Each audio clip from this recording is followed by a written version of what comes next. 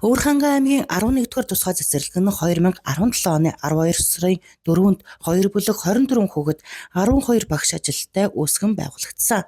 Тусгай хэрэгцээд боловсрол шаардлагатай хүүхдэд сургуулийн өмнөх боловсрол эзэмшүүлэхээс гадна эрүүл мэндийн сэргээн засах тусламж, эмчилгээ үйлчилгээг зохицоор нь үзүүлдгээрээ онцлогтой юм. Улсын төсвийн 4.8 тэрбум төгрөгийн хөрөнгө оруулалтаар 10 ихэр суманд баригдаж буй тусгай хэрэгцээд 150 хүүхдийн цэцэрлэгийн барилгын гүйцэтгэл бараг дуусч 2 дугаар сарын 1-ээс бяцхан хүүхдүүдэд хүлээн авах гэжээ. Тендерт орсон ажлын тоо хэмжээгээр бол одоо 100% хийх ёстой ажлаа хийгээд хүлээлгээд өгж байгаа аж ахуйн нэгж нь. Тэгэхээр энэ тусгай хэрэгцээтэй энэ хүүхдүүдийн цэцэрлэг маань бол өөрөө стандарт нарийн өөр үдг юм байна. Одоо ингээд тэргээр ингээд тойроод явдаг тийм тойрдог юм шаттай, лифттэй бүхэл юм нь одоо ингээд тусад нь стандарттай байдаг юм байлээ.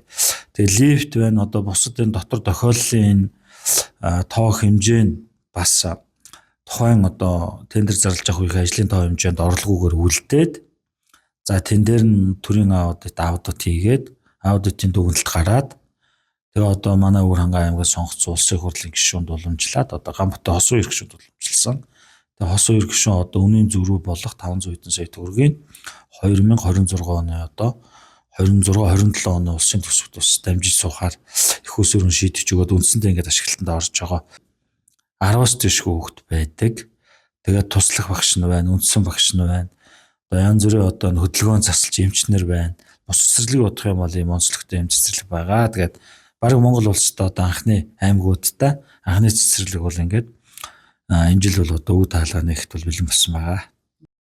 Тус цэцэрлэг нь ашиглалтад орсноор хөгжлийн онцлогоо шалтгаалan тусгай хэрэгцээд хүүхдүүдэд тохирсон стандарт бүхий 7 бүлэгтэй эмчилгээний хэсэгтэй байх юм. Цэцэрлэгийн бүтээн байгуулалтыг буян баяр захиралтай Озослент Construction гүйцэтгэж байгаа бөгөөд гадна тогтчлтын ажил хараахан дуусаагүй ч 11-р цэцэрлэгийн хөгжлийн бэрхшээлтэй хүүхдийн эрх ашиг хөндөгдөж байгаа учраас харгалзан үзэж 2 дугаар сарын 1-ээс хүүхдүүдээ хүлээн авахаараа болсон байна. Уг барилга маань болохоор Өвөрхангайд баригдж байгаа анхны том тусгай хэрэгцээд цэцэрлэг байгаамаа.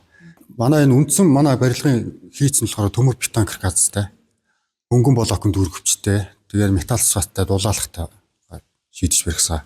За цэцэрлэгийн маань онцлог гэвэл яг тусгай хэрэгцээтэй хүүхдэд яг зориулагдсан бүх юм налуу зам стандартын дагуу шат одоо явган барай засал хийх өрөө 0-ын суултуур 0 гэдэг утгаараа бүгдээрээ яг стандарт нийцсэн гэж бид зургийн дагуу хийж байгаа.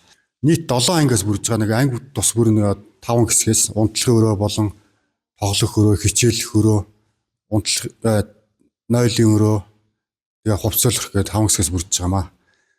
Тэгээ одоо энэ дотор бол усан массажны өрөө гэж байна, урлаг заал гэж байна, багш ажилчдын өрөө, багш ажилчдын ариун цэвэр өрөө гэсэн хэсгүүдээс яг стандарт нийцнээр бүрдэж байгаа.